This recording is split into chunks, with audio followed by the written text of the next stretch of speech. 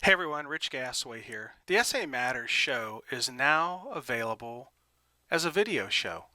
Of course, if you're watching this on YouTube, you already know that.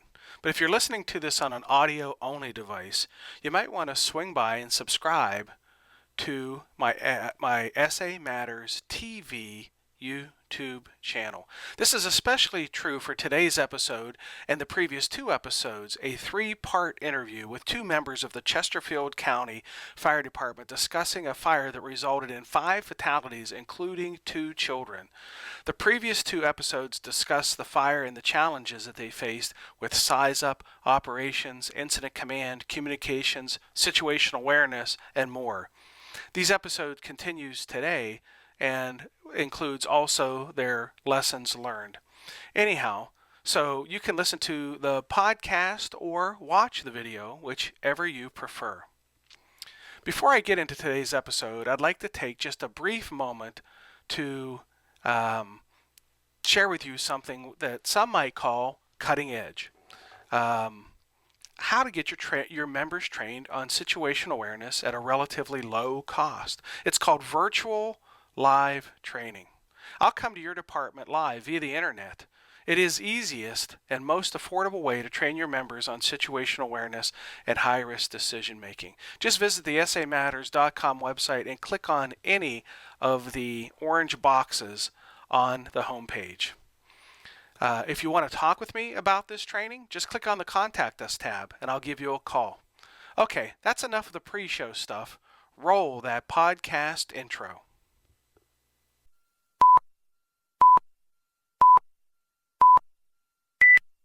Today's episode is sponsored by Midwest Fire. For more than 20 years, Midwest Fire has been manufacturing high-quality tankers, tanker pumpers, and fire rescue vehicles in the United States and Canada. Keeping firefighters safe while enhancing their capabilities is what they do best. To learn more, go to MidwestFire.com.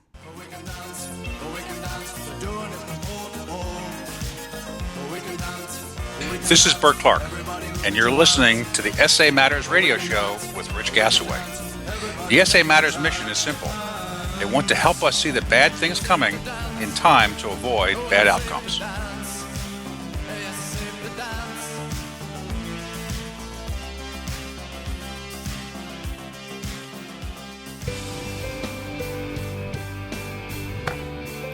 Welcome to episode 200 of the Situational Awareness Matters radio show. I'm your host, Rich Gasaway. The purpose of this show is to improve situational awareness and decision making for individuals and teams who work in high risk, high consequence, time compressed environments with changing conditions. The SA Matters mission is simple: to help you see the bad things coming in time to avoid bad outcomes. I dedicate this show to helping improve your safety and your survival. I'm here to offer you a message of hope and a message of inspiration, and to help you accomplish the most important goal of all: to go home to the ones who love you. And speaking of sharing the message, today I'm coming to you from Shazam. I'm home. This isn't a place that I'm at very often. I just returned from doing 10 consecutive Situational Awareness Matters programs in Pennsylvania, Colorado, and Texas. And I want to take a moment to thank my host, Fire Chief Clyde Wilhelm of the Swissvale Fire Department, Fire Chief Ron Prestera of the Evans Fire Department, Training Captain Tyson Houston of the Summit Fire Authority, and Fire Chief Gene Campbell of the Missouri City Fire Department. The hospitality at each of these programs was absolutely amazing. I met so many great people who shared so many great experiences of near misses and their experiences at incident scenes. I just absolutely loved this tour. And for that, I'm totally grateful for all of you for sharing your experiences with me. I enjoy paying it forward by sharing those experiences with you here on the podcast and throughout my travels. One of the questions I get asked a lot is, when are you coming to my area, or where are you going to be next? The answer to that question is really easy to find out. All you have to do is go to the samatters.com website and click on that blue box on the right side of the homepage labeled Live Training Dates. If you're interested in hosting a program and want to save some money, I do what's called companion programs. So if you're there and you see that I'm doing a program somewhere within a couple hours of where you're at, reach out to me and we can schedule you as a companion program, and that can save you as much as 20% off of your program. In today's episode, it's part 3 and the final part of a interview that I did with Chesterfield County Battalion Chief Joy Knicely and Captain Rick Grassel.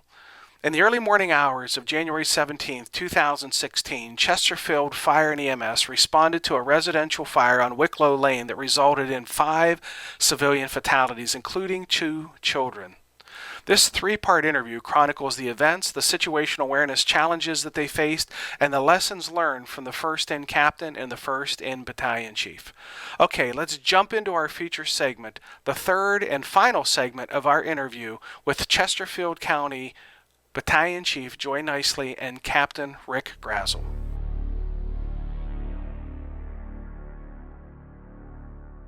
The mother of the children that were in the house, I tried to talk to her.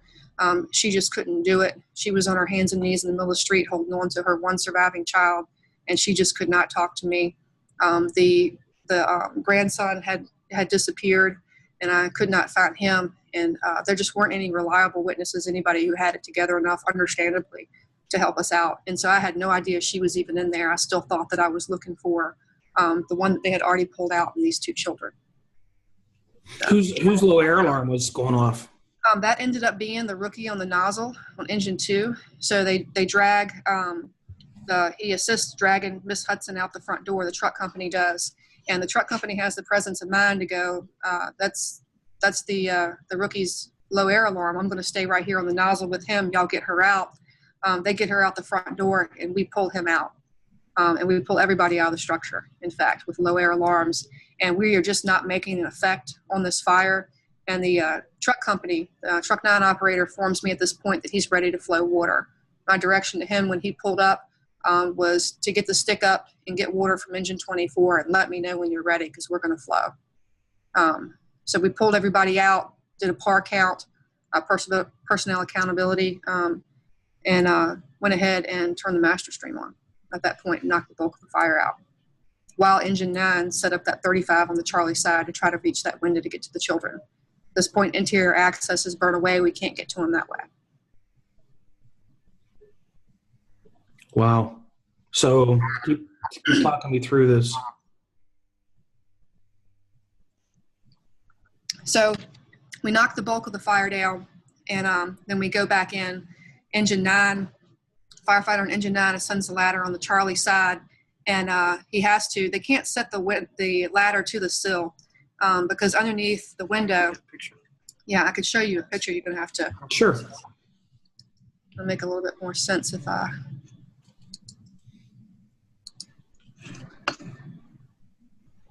Share you a picture here. Can you see that? Mm-hmm. So this sill sticks out underneath of this window. So we could not throw, or the roof sticks out underneath of that window. We couldn't throw the ladder to the sill of the window. So they had to throw it to the side. So they put it on this side. So the firefighter goes across in the ice, across the slate roof. It was slate, wasn't it? I think it was slate roof. Yes. Across the slate roof and clears out that window at the top and makes entry. And he goes to a left-hand search, and he quickly finds the grandmother of the children that were upstairs. There were 4 generations living in this house, 5 people.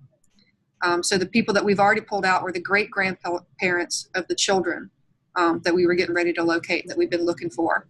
In this room, we found the grandmother of these children, the daughter of people we'd already pulled out, and she was laid on top of her 2 grandchildren. And he rolled her over, and at that point, to try to pull her back towards the window, and he sees the 2 children laying there. Takes the smallest of the 2 back to the window, and he's fairly new. He's not a rookie by any means. He's been with the organization for about 5 years.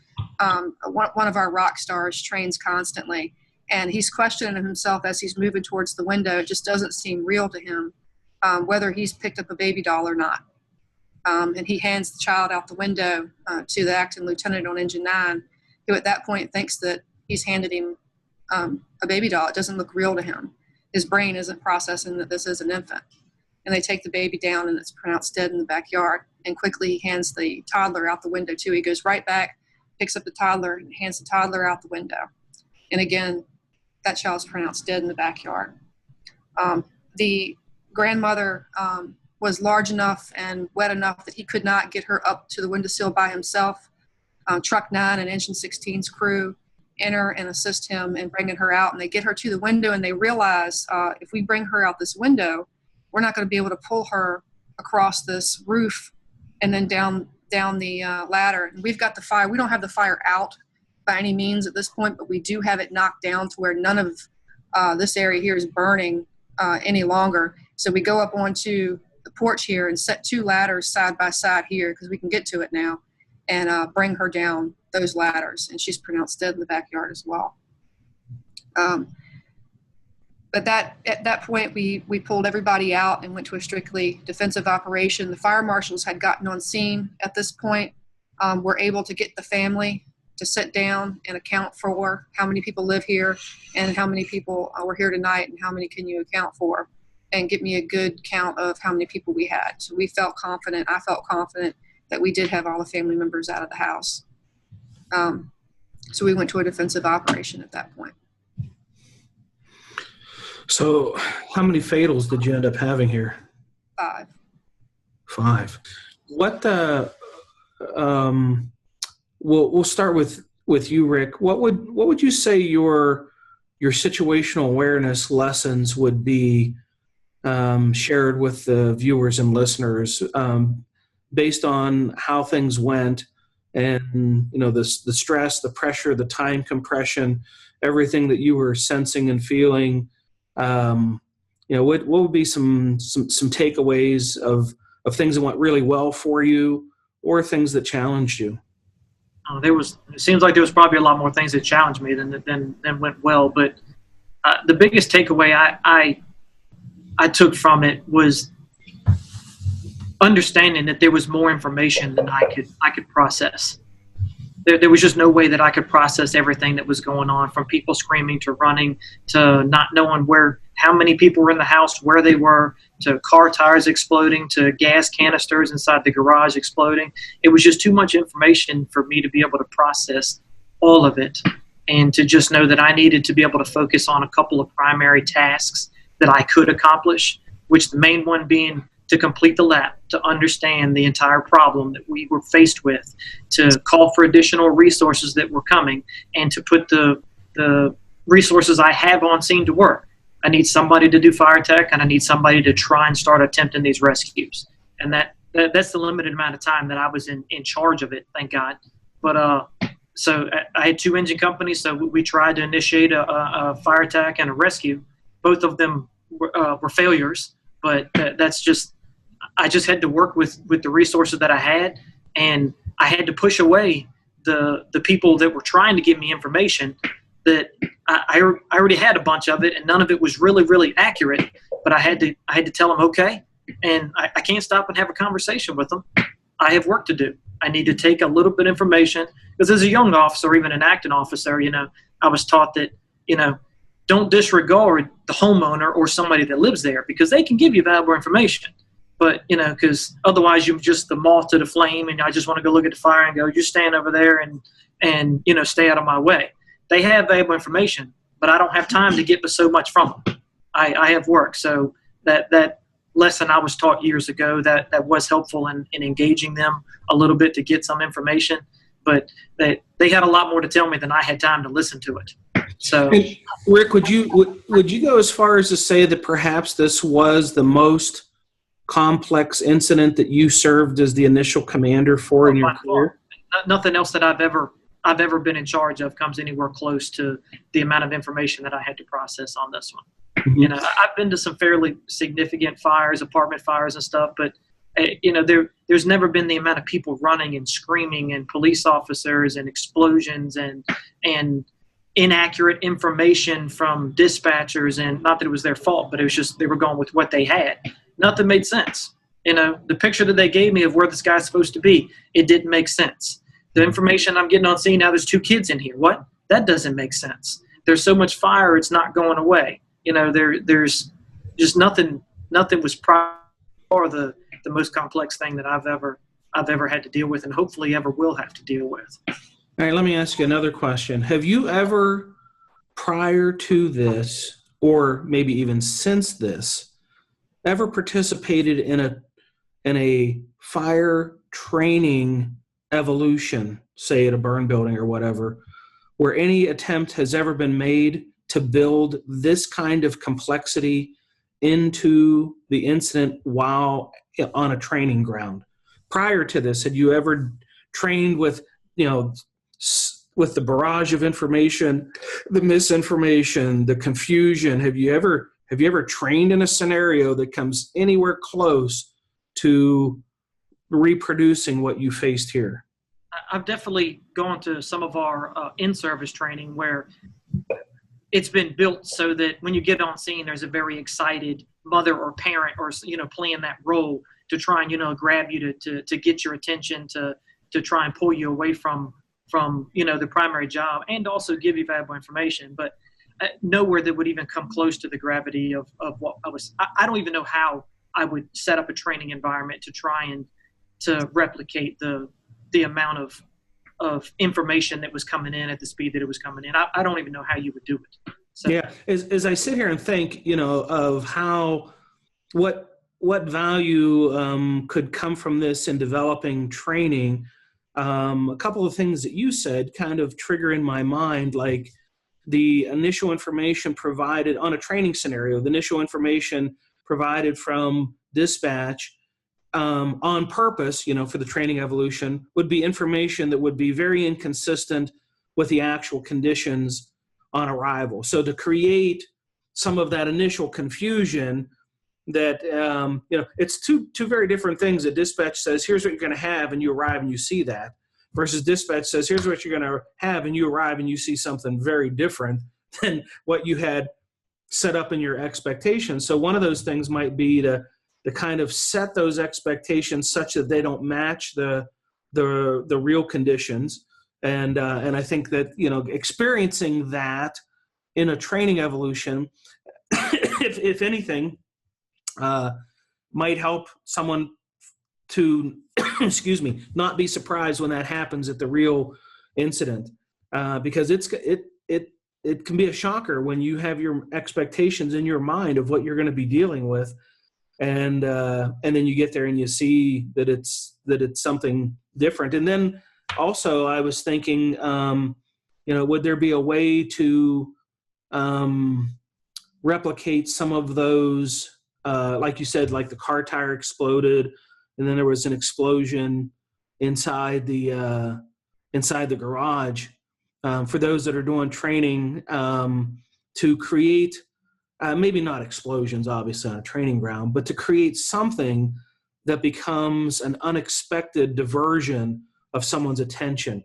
And I think instead of an explosion, you just like maybe take a boat horn, you just go, on a boat horn as somebody's, enough to make them say, what the heck was that? And some of these things, because what you describe is just this barrage of sensory input that is just so, if not overwhelming, certainly confusing. Overwhelming is a good word. Yeah. Okay. I think that when we make training programs, command stones, if you will, or any type of scenario that we put officers through, we tend to let them focus on one problem at a time. And the scenario is built in such that once they address this problem, that another unit shows up on scene, or they identify this problem and something they need to do, and suddenly they have the resources to do it. I think that we need to start giving officers, command officers, situations where they don't have the resources to deal with it, and let them begin to prioritize, and at the same time bombard them with all that information, so that you have to block it out and go ahead and prioritize and figure out a way to get yourself organized. I think right. that's the problem, to get your brain organized to be able right. to Yeah, and what Rick described was this kind of surreal moment of almost like not, like as you described, them handing out that baby that seemed more like a baby doll instead of a baby. And we do these we do a lot of evolutions with Rescue Randy. And I wonder just out loud, and I'm not necessarily wondering about your organization, but wondering just in general, how many organizations have a baby version of Rescue Randy that they then search for and try to rescue and hand out a window and to carry down. I know, I see Randy as I visit training facilities. I see Randys, or the equivalent of Randys, even made out of hose, all the time. And they're practicing how to pull and drag this, large mass, heavy, down hallways, down or upstairs. But it's been pretty rare that I see a baby. Along that note, when you talk about them practicing with hose dummies, our truck company brought it up because, like I had mentioned earlier, they had just practiced vent enter isolate search the shift day before, that they were actually having to do this at 3 o'clock in the morning. And one of the things they brought up was getting Rescue Randy, or the hose dummy more specifically, up and out a window is so much more easy than taking someone who's burned and wet and not dressed and getting them, and as tall as she was, big around, and get her up and out of a window, onto a roof, across a roof, down. It's something totally different. And so we're giving them a situation to overcome that's not realistic. Yeah. And not to diminish the value that comes from training with the equivalent of a Rescue Randy, but I can remember there have only been a couple times for my whole career where I had the chance to bring someone out, and unfortunately, every one of them, had a sad ending. The persons didn't survive. But I can remember vividly one instance bringing out a lady that, in the moment, inside with no visibility, and her being wet and in a kind of like a sleeper that seemed to somehow magically just get caught up on everything that we pulled it by, that I would have sweared that this person that I was pulling out was 180 or 200 pounds. And when we got them out, they were, 110, 120 pounds. And it just seemed like we were just dragging the weight of the world, through this. It was so different than anything that ever actually had experienced in training. And of course, you got the stress and anxiety too. Yeah. The gentleman we took out was like 225, 240, somewhere in there. Pretty good sized fella. Wow. And you brought him down the ladder. Well, we handed him out to one of my guys that was on the ladder, yes. Wow. Geez. Joy, from the perspective of first arriving command level officer, assuming command from Rick, and then managing this incident through this kind of complexity, talk about some of the things that you learned that might relate to situational awareness, information processing, overload, shutdown. What are some good takeaways that you would want to share with other command level officers? The biggest thing I talk about is getting the voices out of your head as quickly as you can. And by that I mean I had so many people talking to me that it was just too much input, and it would tend to lock up, for a lack of a better way to put it. When I play these tapes back and listen to it, I actually acknowledge radio traffic that I have no memory of acknowledging, and that's scary to me. And it was trivial information that I can only assume that it bounced off my brain and it went not needed. But I acknowledged it, and it's not like I don't remember how I answered it, or I'm not really sure what they asked me. I don't have any memory of it. So that's very, very bothersome to me, because what if that would have been something very, very pertinent and I missed it? Yeah. So one of the biggest things I can tell people to do is get that firefighter, get that person to stand there and keep people away from you. And as soon as you can, get somebody in a command position and make a division, make an ops level person, whatever you need to do to separate yourself from that so that you can be the IC. One of the things that I did wrong, I tried to do it right, but I did it wrong. When I sent my shift commander to the Charlie side of the house, and we had the conversation of, you go be the Charlie division, and that's good, right? I'm making a Charlie division and I'm getting that away from me. I never told anybody else. Who's working for them? Yeah, I never told them that they are working for the Charlie division. So they bring somebody out of the house and they tell me they're bringing them out. The TSO tells me they're bringing them out, and then the shift commander tells me they're bringing them out. Well, did you bring out one person or did you bring out three? and it's all that extra information while I'm trying to process other stuff that I didn't need. So that was a failure on my part. I did it halfway. So division it, group it out, whatever you need to do to get that off your back and get that aid. If you're an organization that already has an aid, I'm jealous. But on that type of call, it was absolutely necessary to have that. Now, your aide, if I understood you right, did your aide listen to the radio traffic on your behalf? Yes, absolutely. And He stood right there, and if I missed it, he let me know. Hey, Chesterfield's calling you. Hey, they're asking you, do you want this? Because I would be having a conversation or writing something or whatever I needed to do and would miss it. Okay. Any other lessons or takeaways you'd want to share before we wrap up? I guess just something to add. We both said a couple times here that things we didn't work, or things that we did were failures. But I just want to say the guys that were there that night, and especially my first engine officers that night, they did a fantastic job. And while we did not have a good outcome, these guys fell back to their training. They made good decisions based on good information that they gathered themselves. They kept their heads and they stuck to task. Those other units that were coming in, like I said, there were 100 things that needed to be done in the front yard before you ever made it to the back and to their task. And I think that's how we got out of that night without any of us getting severely injured. We did have some burns, but no one was severely injured in that.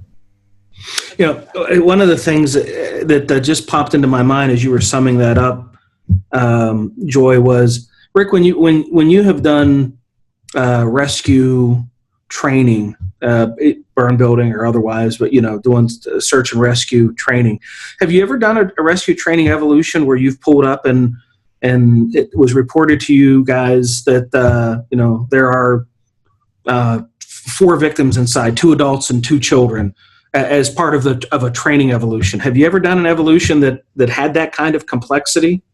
No, it's always been built on. We got a report of a mother and her child are upstairs, or a singular location with a problem, even if it is possibility of multiple victims. Not, we have 5 people scattered throughout this building, go have fun. I've never been a part of a training evolution. Help you. Yeah, exactly. Here's 3 people to help you. There's 5 people in that house. Now go do your job.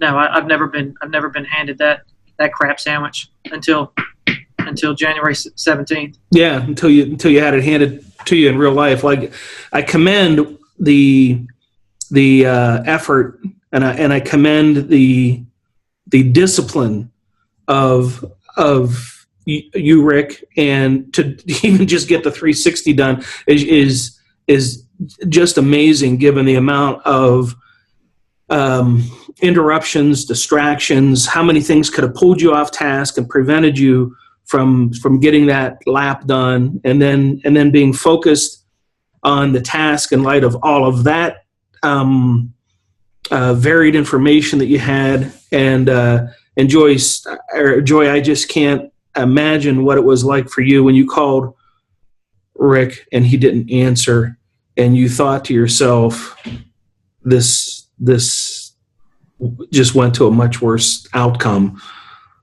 because you thought that you had lost that crew. And to maintain a level of command presence in the moment of that kind of stress is pretty amazing. And if someone listened to the radio traffic that you played for me and said you sounded stressed, I listened to that and said, man, that's pretty calm for what's going on at this incident. It might have not felt that way or sounded that way to you, but It's because they're used to Joy's. They're used to my normal They're voice. used to her radio voice, which is like smooth and a cake icing. Her like that, they go, man, Joy sounded excited. That's when I have to bring them back down and go, you don't get it.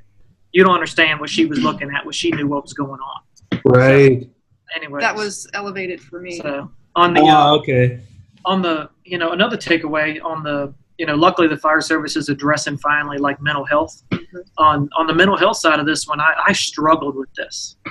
At times still struggle with it.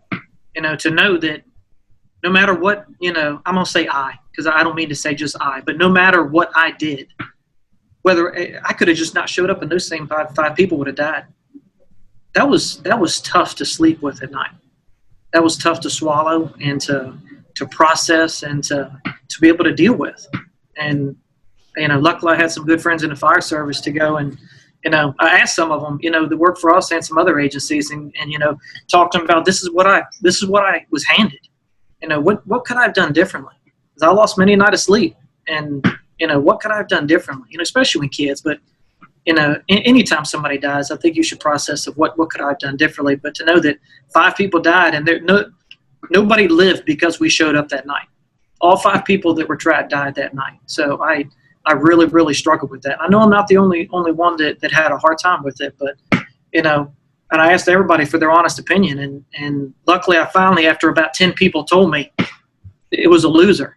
Y'all did everything you could. You pushed it to the envelope of somebody would have been seriously injured or killed if you would have pushed it any harder than multiple units within that organization did. So it took about 10 different people to go, stop doing this to yourself, before I finally go, all right. Matter of fact, when she started making this presentation, and she told me she was doing it down at the Chiefs Conference in Virginia Beach, I didn't even want to. I couldn't make myself go in there and even listen to it, and I was still processing it. That was a year later. Yeah, PTSD is alive and well, and I think as an organization we're addressing it well. We had folks show up on scene that night before these guys were ever sent back to the station. And when they got back to their station, they were there waiting on them and followed up with them the next shift day. And like he said, there's still some times it rears its ugly head. And, I see it in the battalion that there's issues, and it usually stems back to this event, to this call. If I get dispatched in that neighborhood and it's just listed as a cross street, my hair on the back of my neck just stands up. That day I'm on edge at work. And in fact, this year on January 17th, we had a fatal fire in the county. And it came in at 7:14 when this one came in at 3:14, and I instantly knew it. And the fact that 2 years later, I know it's that day, and I know that it's 3 hours later, and someone died, and it's still in the back of your head. So the guys are still dealing with it, and we still reach out to them. We have a really good peer support team, and when I see it, all I have to do is make a phone call, and they go and handle it. Our peers, and I don't know what's done or what's said, and of course I know it's activated because I did it. And sometimes I have activations in my battalion, and all I know is that it has been activated. They don't tell me who they went to or what for, other than that they had an activation. Yeah. One of the fire officers that was at the scene was riding along with me at one point, and this is 2 years, a year and a half, 18 months after, and we're riding in the car together in the battalion vehicle. And one of the times to have an awkward conversation is when you're not looking eye to eye. And so he began to talk about the call while we're riding down the road, and he says to me, "I'm sorry I let you down." And that was at that point I never realized that he felt that way. And I am so proud of those guys, and I am so in awe at how brave they were and what they pushed themselves to do for people that they have no idea who they are, or even if they were alive, and what they did, the sacrifice that they made that night or could potentially have made that night. And to know that he felt that way, and I never addressed it with him, so I think it's important that our organization is dealing with it. It's funny she says that. I had one of my guys. I have 5 people assigned, including myself, and we're a 4-man engine. So somebody's either off or detailed. And the guy that was off not riding with me that night, a few months later, him and I were talking, and he had a choke up moment. Said, "I'm sorry, I wasn't there to help you." And you go, "Wow, yeah, that's tough." So, well, it's commendable that you have a system and the resources to be able to assist those that might be challenged from the results of an incident like this, because there are lots of departments that have no resources, and the firefighters are left to fend for themselves, and they don't know who to turn to, and they don't know who to talk to, and they don't want to be stigmatized or labeled, and they suffer quietly, and as you know, sometimes to really undesirable outcomes. So credit to Chesterfield for being on the leading edge of making sure that firefighters have that kind of wellness resource available to them when events like this happen. Because it's, what you described for me in this incident, in the video and everything, is that the windows, as I talk with people, I call them the windows of opportunity. The windows of opportunity to save those 5 people were closed before you got there. Absolutely. And like you said, Rick, if we didn't show up at all, it would have been the same outcome, because those windows were closed prior to your arrival. And once those windows close, really what we're doing, we don't know it at the moment, but what we're doing is really early body removals. We think, we're hoping, we're wishing we're giving them the best chance of survival, but what we find out is they've, either succumbed to the smoke or they've succumbed to the heat and sustained those injuries that are not compatible with life. And it's credible and memorable that you got 2 people out of there at all, but also that both of them were not viable. Not viable. Thank you. That's the word. But you don't know that at the moment. You're giving them every possible opportunity to survive. But for those 5, those windows were closed. Now, the one thing I just want to make sure that the listeners understand too is, you said there was a 20-mile-an-hour wind, but I don't think we ever established from what direction that wind was blowing. It was blowing from the Bravo Charlie corner of the house. So, and at times hitting the Charlie corner or Charlie side of the house directly. So with the garage door was up, so it was hitting that side, and at times, like when the sunroom failed, blowing directly on the back of the house with the front door open. So the breeze is coming directly through the open garage door where the cigarette was discarded and the fire started, and the fire's growth was attributable to that large open door and the 20-mile-an-hour wind coming through that space. And then also impinging on the seaside, that 20-mile-an-hour wind where that sunroom was contributed to that failure of that space as well. Absolutely. Incredible. Well, thank you both for gifting me so much time and being so patient to have this conversation, because there's some really, really incredibly good takeaways here for the fire service, and I just cannot wait to share it. I tell people all the time who've had events like this, I'd love to interview you, and so few of them will actually step up. They'll tell everybody in their department, they'll teach a class locally, but when I try to get them to come onto the podcast, they're like, no, I don't want to do that. So whatever fear there is of doing this, you readily overcame that and put the need of the fire service ahead of any angst that you had, and said, this is a story worth sharing, and it really, really was. I mean, it's not an easy story to share. It's not a fun story. But if nobody in the fire service shares any of this stuff, then nobody's going to learn from positives and negatives. I know negatives is what I learned. That those tough lessons are the ones that I learned the greatest from. Great, exactly. Well, Our thank fire you. chief allows us to do it, so we really appreciate his willingness to share what we've learned. Good. Thank you both. Thank you. Thank you again to my guests, Chesterfield County Battalion Chief Joy Knicely and Captain Rick Grassel. I have a favor to ask of you. The primary reason I launched this show was to give voice to those who've experienced near-miss events. The stories that have been shared on these episodes and at my live events have been nothing short of amazing and extremely educational. I'd like to get more of these lessons shared with the listeners and viewers of this show, but I need your help. If you've experienced or witnessed a near miss and would like to have a platform to share your lessons learned, contact me by going to the SAMatters.com website and clicking the Contact Us tab. Think about it for a moment. The lessons learned from your near miss event could save the life of another responder. That's really powerful. What a wonderful gift that would be.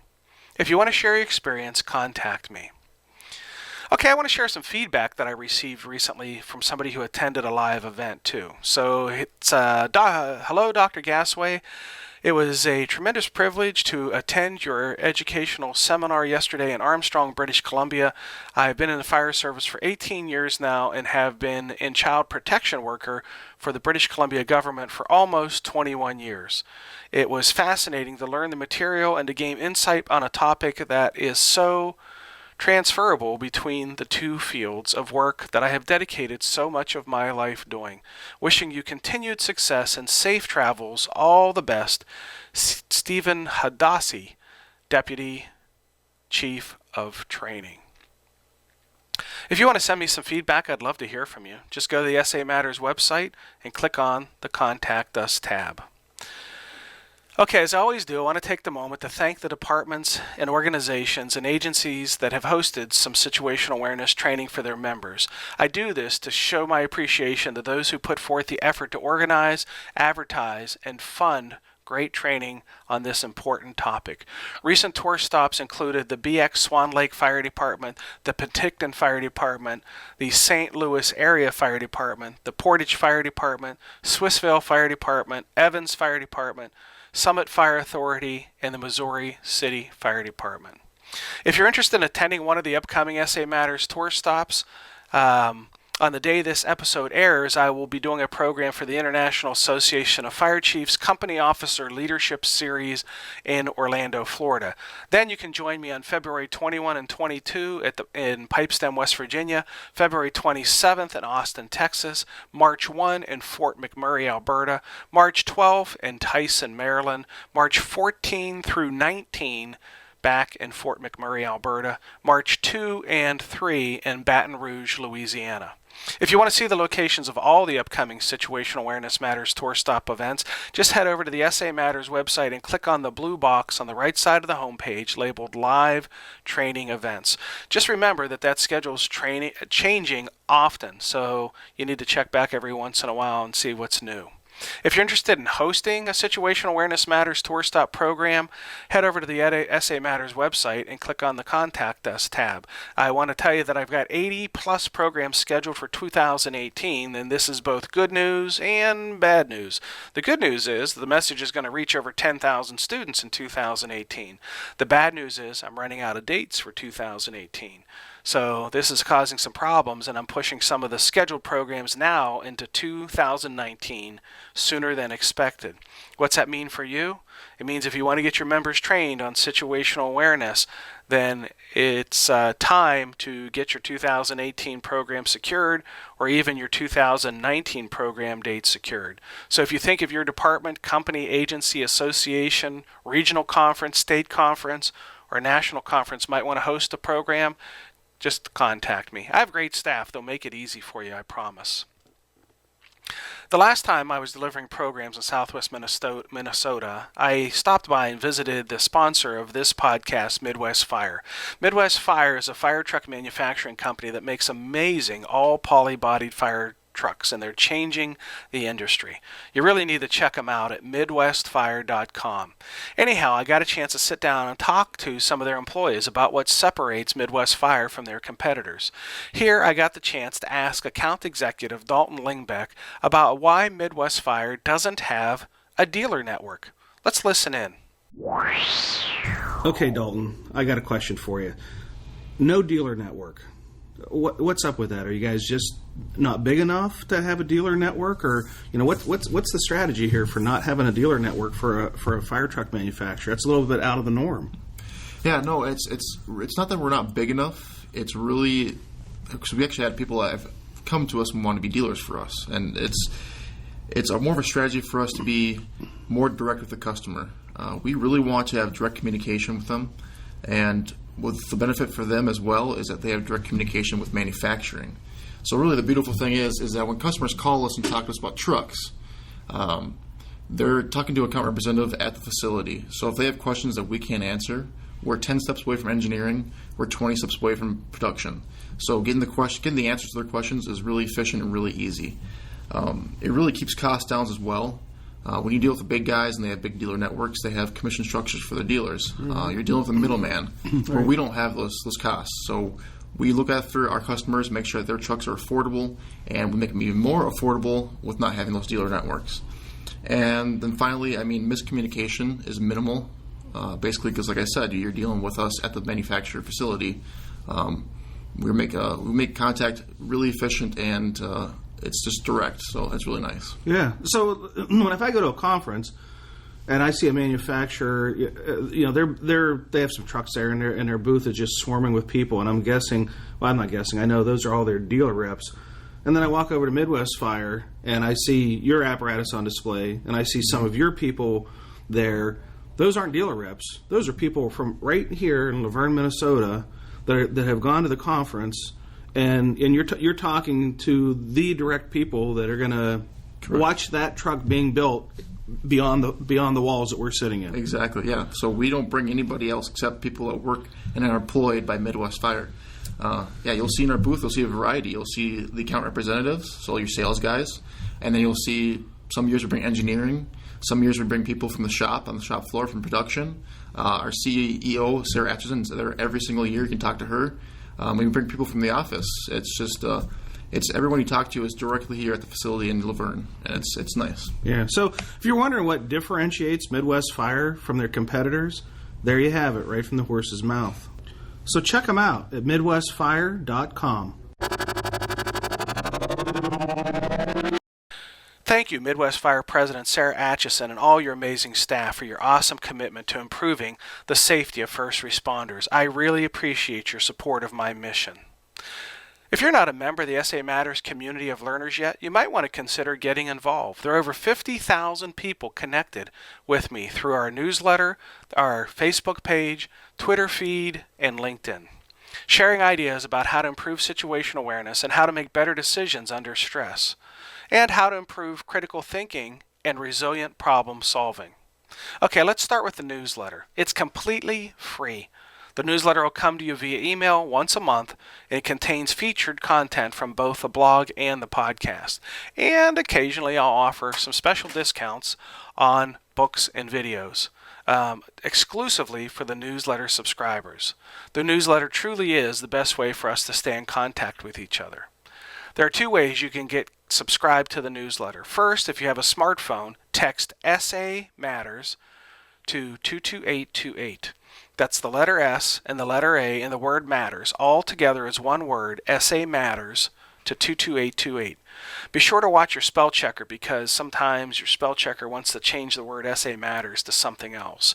If you do it right, you'll get a text message back to enter your email address. Once you do that, you'll be signed up for the newsletter. Now, I know there are some who don't have smartphones and can't do that texting thing. So in that case, you can swing by the SA Matters website and just click on the red box on the right side of the home page that is labeled free membership. If you want to get connected with me on Twitter, you can follow at Rich Gasaway on Twitter. If you want to get connected with me on LinkedIn, just search for Rich Gasaway on LinkedIn. If you want to watch my videos, including this video podcast, if you're not watching it now, you can subscribe to the SA Matters TV, all one word, on YouTube. If you want to get connected with me on Facebook, you can like the SA Matters page on Facebook. Okay, finally, the SA Matters podcast and YouTube channel has enjoyed over 700,000 downloads. This show is the longest running, fastest growing, safety focused show on the internet. If you know of a company that might want to advertise their product or service on this show, then have them contact me through the SA Matters website. Well, that's it. Episode 200 is complete. Thank you to my guests, Chesterfield County Battalion Chief Joy Knicely and Captain Rick Grassel. Thank you to our awesome podcast sponsor, Midwest Fire. Thank you to all the companies, agencies, and organizations that have hosted Situational Awareness Matters live events. Thank you to all those who have hosted the virtual training events. And thank you to the more than 1,500 students who've enrolled and completed the Situational Awareness Matters online academy. And most importantly, thank you, the listeners of this podcast show, for sharing some of your valuable time with me today. I really appreciate your support of the SA Matters mission. Be safe out there, and may the peace of the Lord and strong situational awareness be with you always. You've been listening to the Situational Awareness Matters radio show with Dr. Richard B. Gassaway. If you are interested in learning more about situational awareness, human factors, and decision-making under stress, visit samatters.com. If you are interested in booking Dr. Gassaway for an upcoming event, visit his personal website at richgassaway.com.